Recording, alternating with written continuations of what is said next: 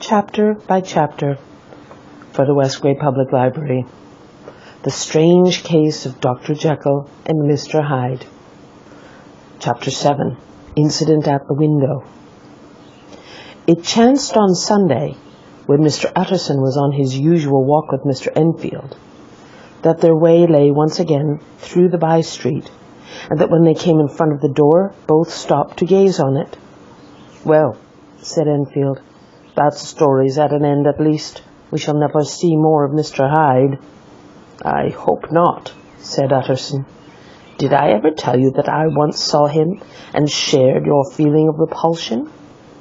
"It was impossible to do the one without the other," returned Enfield.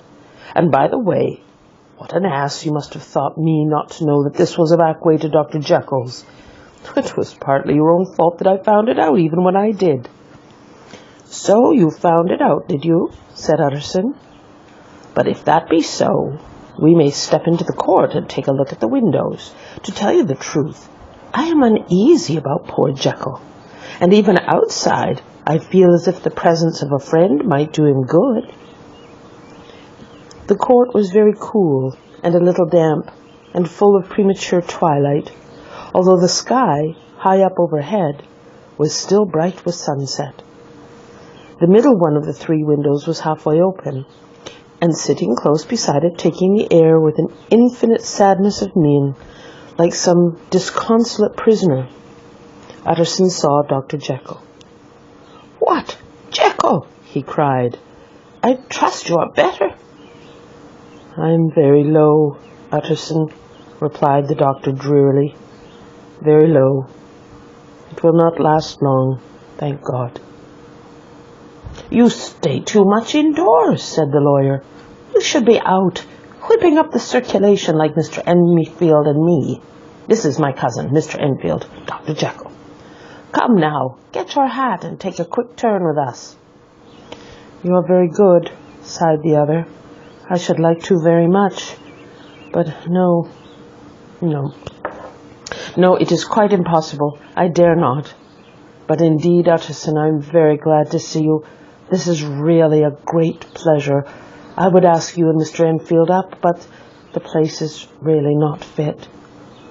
"Why then," said the lawyer good-naturedly, "the best thing we can do is to stay down here and speak with you from where we are." "That is just what I was about to venture to propose," returned the doctor with a smile. But the words were hardly uttered before the smile was struck out of his face and succeeded by an expression of such abject terror and despair as froze the very blood of the two gentlemen below.